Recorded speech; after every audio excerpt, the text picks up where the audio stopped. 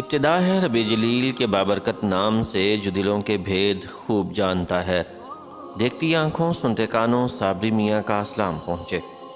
ناظرین محترم، کہا جاتا ہے کہ نمرود کی ایک بیٹی تھی جس کا نام رحیمہ تھا، لیکن اسے ربا کے نام سے پکارا جاتا تھا۔ جب نمرود نے حضرت ابراہیم علیہ السلام کو آگ میں پھینکا تو اس وقت وہ لڑکی اوپر محال پر سے یہ منظر دیکھ رہی تھی۔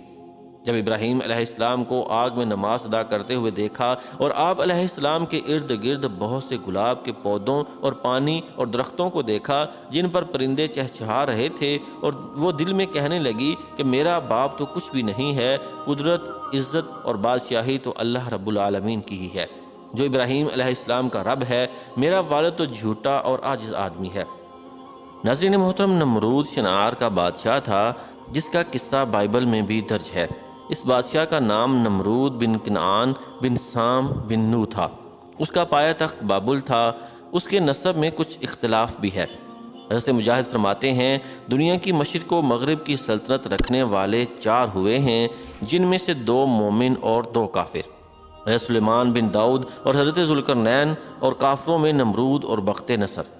مفسرین کا بیان ہے کہ نمرود بن کنعان بڑا جابر بادشاہ تھا۔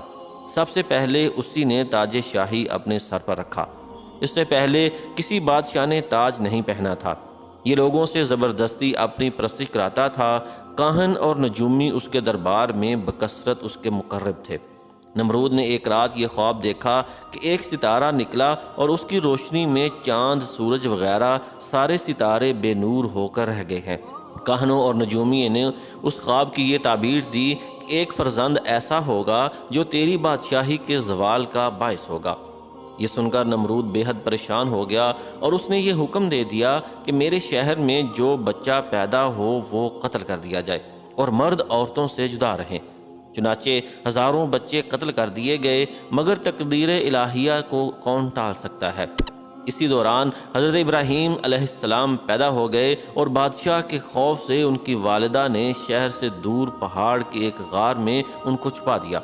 اسی غار میں چھپ کر ان کی والدہ روزانہ دودھ پلا دیا کرتی تھیں۔ بعض مفسرین کا قول ہے کہ 7 برس کی عمر تک، اور بعضوں نے تحریر فرمایا کہ 17 برس تک آپ اسی غار میں پرورش پاتے رہے۔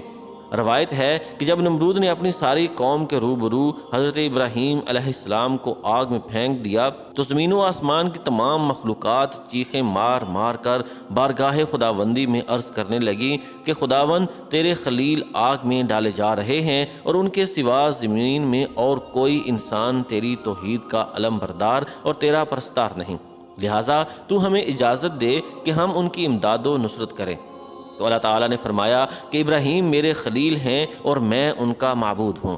اگر حضرت ابراہیم علیہ السلام تم سبوں سے فریاد کر کے مدد طلب کریں تو میری اجازت ہے کہ سب ان کی مدد کرو، اور اگر وہ میرے سوا کسی اور سے کوئی مدد طلب نہ کریں تو تم سب سن لو کہ میں ان کا دوست اور حامی و مددگار ہوں، لہٰذا تم اب ان کا معاملہ میرے اوپر چھوڑ دو۔ اس کے بعد آپ کے پاس پانی کا فرشتہ آیا اور کہا کہ اگر آپ فرمائیں تو میں پانی برسا کر اس آگ کو بجھا دوں۔ پھر ہوا کا فرشتہ حاضر ہوا اور اس نے کہا کہ اگر آپ کا حکم ہو تو میں زبردست آندھی چلا کر اس آگ کو اڑا دوں۔ تو آپ علیہ السلام نے ان دونوں فرشتوں سے فرمایا کہ مجھے تم لوگوں کی کوئی ضرورت نہیں ہے، مجھ کو میرا اللہ کافی ہے، اور وہی میرا بہترین کارساز ہے۔ وہی جب چاہے گا اور جس طرح اس کی مرضی ہوگی میری مدد فرمائے گا۔ ایک روایت میں یہ بھی آتا ہے کہ جب کافروں نے آپ کو آگ میں ڈالا تو آپ نے اس وقت یہ دعا پڑھی، لا الہ الا انت سبحانک لک الحمد ولک والملک لا شریک لک۔ اور جب آپ آگ کے شعلوں میں داخل ہو گئے تو حضرت جبریل علیہ السلام تشریف لائے اور کہا کہ اے خلیل اللہ، کیا آپ کو کوئی حاجت ہے؟ تو آپ علیہ السلام نے فرمایا کہ تم سے کوئی حاجت نہیں ہے۔ تو حضرت جبریل علیہ السلام نے کہا کہ پھر خدا ہی سے اپنی حاجت عرض کیجئے۔ آپ علیہ السلام نے جواب دیا، میرے حال کو خوب جانتا ہے، لہٰذا مجھے اس سے سوال کرنے کی کوئی ضرورت ہی نہیں ہے۔ اس وقت حضرت ابراہیم علیہ السلام کی عمر شریف 16 یا 20 برس کی تھی۔ آپ علیہ السلام کتنی دیر تک آگ میں رہے، اس بارے میں 3 اقوال ہیں۔ بعض مفسرین کا قول ہے کہ 7 دنوں تک آپ آگ کے شعلوں میں رہے، اور بعض نے یہ تحریر کیا ہے کہ 40 دن رہے، اور بعض کہتے ہیں کہ 50 دن تک آپ آگ میں رہے۔ نمرود نے اپنی سلطنت بھر میں یہ قانون نافذ کر دیا تھا کہ اس نے خوراک کی تمام چیزوں کو اپنی تحویل میں لے لیا تھا۔ یہ صرف انہی لوگوں کو خوراک کا سامان دیا کرتا تھا جو لوگ اس کی خدائی کو تسلیم کرتے تھے۔ چنانچہ ایک مرتبہ حضرت ابراہیم علیہ السلام اس کے دربار میں غلہ لینے کے لیے تشریف لے گئے تو اس خبیث نے کہا کہ پہلے تم مجھ کو اپنا خدا تسلیم کرو، جبھی میں تم کو غلہ دوں گا۔ حضرت ابراہیم علیہ السلام نے بھرے دربار میں علل اعلان فرما دیا کہ تو جھوٹا ہے اور میں صرف ایک خدا کا پرستار ہوں جو وحدہ لا شریک ہے۔ یہ سن کر نمرود آپے سے باہر ہو گیا اور آپ کو دربار سے نکال دیا اور ایک دانہ بھی نہ دیا۔ آپ اور آپ علیہ السلام کے چند متبعین جو مومن تھے بھوک کی شدت سے پریشان ہو کر جاں بلب ہو گئے۔ اس وقت آپ علیہ السلام ایک تھیلا لے کر ایک ٹیلے کے پاس تشریف لے گئے اور تھیلے میں ریت بھر کر لائے اور خداوند قدوس سے دعا مانگی تو وہ ریت آٹا بن گئی، اور آپ علیہ السلام نے اس کو اپنے متبعین کو کھلایا اور خود بھی کھایا۔ پھر نمرود کی دشمنی اس حد تک بڑھ گئی کہ اس نے آپ علیہ السلام کو آگ میں ڈلوا دیا، مگر وہ آگ آپ علیہ السلام پر گلزار بن گئی اور آپ علیہ السلام سلامتی کے ساتھ اس آگ سے باہر نکل آئے اور علل اعلان نمرود کو جھوٹا کہہ کر خدائے وحدہ لا شریک کی توحید کا چرچا کرنے لگے۔ نمرود نے آپ علیہ السلام کے کلمہ حق سے تنگ آ کر ایک دن آپ کو اپنے دربار میں بلایا اور آپ علیہ السلام سے مناظرہ شروع کر دیا۔ نمرود نے پوچھا، اے ابراہیم، بتاؤ تمہارا رب کون ہے جس کی عبادت کی تم لوگوں کو دعوت دے رہے ہو؟ حضرت ابراہیم علیہ السلام نے جواب دیا، اے نمرود، میرا رب وہی ہے جو لوگوں کو جلاتا اور مارتا ہے۔ نمرود نے کہا، یہ تو میں بھی کر سکتا ہوں۔ چنانچہ اس وقت اس نے 2 قیدیوں کو جیل خانہ سے دربار میں بلوایا، ایک کو موت کی سزا ہو چکی تھی اور دوسرا رہا ہو چکا تھا۔ نمرود نے پھانسی پانے والے کو چھوڑ دیا اور بے قصور کو پھانسی دے دی اور بولا کہ دیکھ لو، جو مردہ تھا میں نے اس کو جلا دیا اور جو زندہ تھا میں نے اس کو مردہ کر دیا۔ حضرت ابراہیم علیہ السلام نے سمجھ لیا کہ نمرود بالکل ہی احمق اور نہایت ہی گھامڑ آدمی ہے جو جلانے اور مارنے کا یہ مطلب سمجھ بیٹھا۔ اس لیے آپ علیہ السلام نے اس کے سامنے ایک دوسری بہت ہی واضح اور روشن دلیل پیش فرمائی۔ چنانچہ آپ علیہ السلام نے ارشاد فرمایا، اے نمرود، میرا رب وہی ہے جو سورج کو مشرق سے نکالتا ہے، اگر تو خدا ہے تو ایک دن سورج کو مغرب سے نکال دے۔ حضرت ابراہیم علیہ السلام کی یہ دلیل سن کر نمرود حیران رہ گیا اور کچھ بھی نہ بول سکا۔ اس طرح یہ مناظرہ ختم ہو گیا اور حضرت ابراہیم علیہ السلام اس مناظرہ میں فتح مند ہو کر دربار سے باہر تشریف لائے اور توحید الہی کا واضح علل اعلان فرمانا شروع کر دیا۔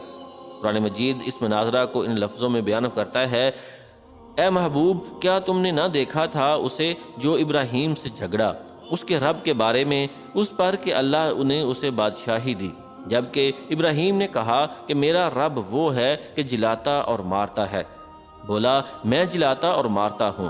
ابراہیم نے فرمایا، تو اللہ سورج کو لاتا ہے پورب سے، تو اس کو پشچم سے لے آ، تو ہوش اڑ گئے کافر کے، اور اللہ راہ نہیں دکھاتا ظالموں کو۔ حضرت ابراہیم علیہ السلام اللہ کی توحید کے اعلان پر پہاڑ کی طرح قائم رہے، نہ نمرود کی بے شمار فوجوں سے خائف ہوئے، نہ اس کے ظلم و جبر سے مرعوب ہوئے، بلکہ جب اس ظالم نے آپ کو آگ کے شعلوں میں ڈلوا دیا، اس وقت بھی آپ کے پائے عزم و استقلال میں بال برابر لرزش نہ ہوئی، اور آپ علیہ السلام نعرہ توحید بلند کرتے رہے۔ پھر اس بے رحم نے آپ علیہ السلام پر دانہ پانی بند کر دیا، اس پر بھی آپ علیہ السلام کے عزم و استقامت میں ذرہ برابر فرق نہیں آیا۔ پھر اس نے آپ علیہ السلام کو مناظرہ کا چیلنج دیا اور دربار شاہی میں طلب کیا تاکہ شاہی روب و داب دکھا کر آپ علیہ السلام کو مرعوب کر دے، لیکن آپ علیہ السلام نے بالکل بے خوف ہو کر مناظرہ کا چیلنج قبول فرما لیا اور دربار شاہی میں پہنچ کر ایسی مضبوط اور دندان شکن دلیل پیش فرمائی کہ نمرود کے ہوش اڑ گئے اور وہ ہکا بکا ہو کر لاجواب اور خاموش ہو گیا، اور بھرے دربار میں اس کلمہ حق کی تجلی ہو گئی کہ حق آیا اور باطل مٹ گیا، بے شک باطل کو مٹنا ہی تھا۔ بالآخر حضرت ابراہیم علیہ السلام کی صداقت و حقانیت کا پرچم سر بلند ہو گیا اور نمرود ایک مچھر جیسی حقیر مخلوق سے ہلاک کر دیا گیا۔ ناظرین محترم، کہا جاتا ہے کہ نمرود کی ایک بیٹی تھی جس کا نام رحیمہ تھا، لیکن اسے ربا کے نام سے پکارا جاتا تھا۔ جب نمرود نے حضرت ابراہیم علیہ السلام کو آگ میں پھینکا تو اس وقت وہ لڑکی اوپر محال پر سے یہ منظر دیکھ رہی تھی۔ جب ابراہیم علیہ السلام کو آگ میں نماز ادا کرتے ہوئے دیکھا اور آپ علیہ السلام کے ارد گرد بہت سے گلاب کے پودوں اور پانی اور درختوں کو دیکھا جن پر پرندے چہچہا رہے تھے، اور وہ دل میں کہنے لگی کہ میرا باپ تو کچھ بھی نہیں ہے، قدرت، عزت اور بادشاہی تو اللہ رب العالمین کی ہی ہے، جو ابراہیم علیہ السلام کا رب ہے۔ میرا والد تو جھوٹا اور عاجز ہے، آدمی کو ہلاک کرنے پر بھی قادر نہیں۔ وہ یہ سوچتی ہوئی اکیلی ہی اپنے محل سے نکلی اور اس کے قریب آ گئی۔ اس نے باہر سے حضرت ابراہیم علیہ السلام کو پکارا، اے ابراہیم، کیا آپ کے علاوہ کوئی بھی آپ کے رب کی بارگاہ میں اجازت پا سکتا ہے؟ آپ علیہ السلام نے فرمایا، ہاں، وہ شخص جس کا دل میرے رب کے لیے خالص ہو، تو آگ میں اس کا حال بھی اسی طرح ہوگا جس طرح میرا حال ہے۔ اس نے کہا کہ میں چاہتی ہوں کہ تمہارے رب کے ساتھ صلح کر لوں۔ آپ علیہ السلام نے فرمایا، تو پھر آگ میں داخل ہو جاؤ۔ اس نے آگ میں داخل ہونا چاہا تو ڈر گئی۔ آپ علیہ السلام نے فرمایا، ڈرو مت۔ اسی وقت آگ کو حکم ہوا، اے آگ، میری بندی کی حفاظت کر۔ اس کے بعد وہ آگ میں داخل ہو گئی۔ وہ جس جگہ پاؤں رکھتی، اللہ تعالیٰ کے حکم سے آگ ٹھنڈی ہو جاتی تھی۔ اسی طرح وہ چلتے چلتے حضرت ابراہیم علیہ السلام کے پاس پہنچ گئی اور کہنے لگی، لا الہ الا اللہ ابراہیم خلیل اللہ۔ میں نے ارادہ کر لیا ہے کہ میں جب تک زندہ رہوں گی آپ علیہ السلام کے دین کو نہیں چھوڑوں گی اور اپنے ظالم سرکش والد کو بھی دعوت دوں گی، ہو سکتا ہے وہ میری نصیحت مان لیں۔ یہ کہہ کر وہ واپس آئی اور اپنے والد کے پاس چلی گئی، جو اس وقت تخت پر بیٹھا ہوا تھا اور اس کے لشکری اس کے ارد گرد جمع تھے۔ وہ جا کر کھڑی ہو گئی اور کہنے لگی، اے میرے باپ، تو کب تک جھوٹے دعوے کرتا رہے گا؟ کیونکہ خدائی اور قدرت و طاقت تو اس خدا کے لیے ہے جس نے ابراہیم علیہ السلام کے لیے آگ میں گلاب کے پھول، سبزہ، باغات اور بہتا دریا پیدا کر دیا ہے۔ بادشاہی تو اس کی ہے، تیری کیا بادشاہی ہے؟ تو ایک آدمی کو ذہن پہنچانے سے عاجز ہے اور اس پر قادر نہیں۔ ساتھ ہی اس نے کلمہ پڑھا، لا الہ الا اللہ ابراہیم رسول اللہ۔ اس کا لعنتی باپ یہ سن کر غصے میں آ گیا اور اسے کہنے لگا، اپنے دین سے پھر جا، اپنی جان پر ظلم نہ کر، ورنہ میں تجھے ایسی سزا دوں گا کہ دنیا والے اس سے عبرت حاصل کریں گے۔ اس نے کہا، میں دین حق کو ہرگز نہیں چھوڑوں گی اور نہ ہی اپنے رب کی نافرمانی کروں گی، تو جو چاہے کر لے۔